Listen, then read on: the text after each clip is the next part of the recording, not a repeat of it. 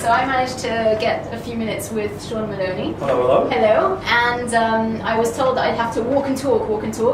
Okay. But it seems like that's... We're trapped in this little cubicle, right? We are. We're trapped, and I'm not letting you out until I've asked you my questions. Okay, that's fair. So the first one is basically, we've heard that you're announcing British citizenship, and we want to know why. What's wrong with the UK? I am not. I am a British citizen, and I remain a British citizen, even though my accent is beginning to betray me and become somewhere in the middle of the Atlantic.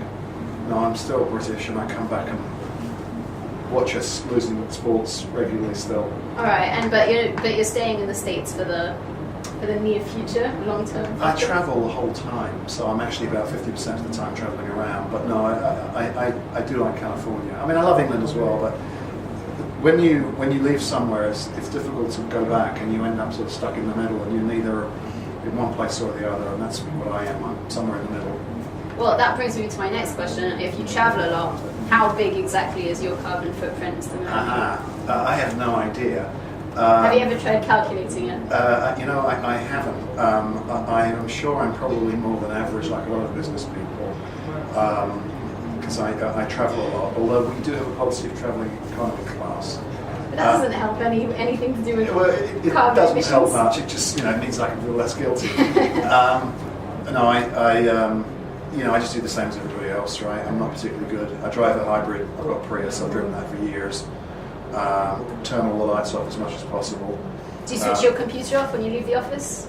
Or is it on standby? I do, yeah. Oh, the other thing I do, yes, of course, is I've got a brand new Core 2 Duo, which is an extremely power-efficient microprocessor, and then replace the light bulbs in the house, that sort of thing. I'm sure I use more than most people because of the amount that I travel. All right. I wanted to be cheeky and ask a couple of other questions as well. Yeah. One of them is, have you heard that NVIDIA might be entering the x86 space, and what do you think about it? I haven't heard that. Over the years, somebody new comes along and starts doing it every couple of years. It's not surprising, and to be honest, competition gives us a good kick anyway. So it's good. Okay. I also want to know how much of a price premium can you command for your x86 apps relative to ARM? It depends how good they are, right? If the products are really, really good, people will pay more for them. And that buzz kind of comes out very soon after the product's launch, normally when folks like you write reviews on them. If the product's really, really good, we can get a premium. If it isn't, we can't. So for a while, we've been doing pretty well. And the new 32 nanometer stuff is going to be really, really, really good. But it's a tough time. It's a recession, right? And so there needs to be affordable stuff as well. So that's why one of the reasons why we introduced the Atom. It's a very cool product in every sense, and it's also really affordable. So we're at a different time than we were a few years ago. Well, I mean, that leads me to two separate questions, which is one of which is how cheap is it, do you think, to develop software for an x86 platform as opposed to an ARM platform? And the second one is how much cannibalization are you actually seeing from Atom Moore's time? I mean, how much more money would you guys have made if that had been, Centrino? I don't think there's a lot of cannibalization. I think maybe 80% of it is people who wouldn't have bought a computer otherwise, which is just fine as far as we're concerned. From a software point of view, I think ARM has its strengths, and we have ours. And definitely, the ARM architecture has been in power envelopes that we haven't been able to reach traditionally.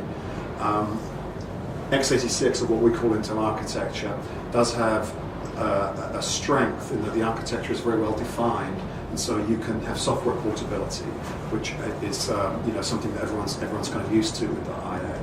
And that's a strength for us.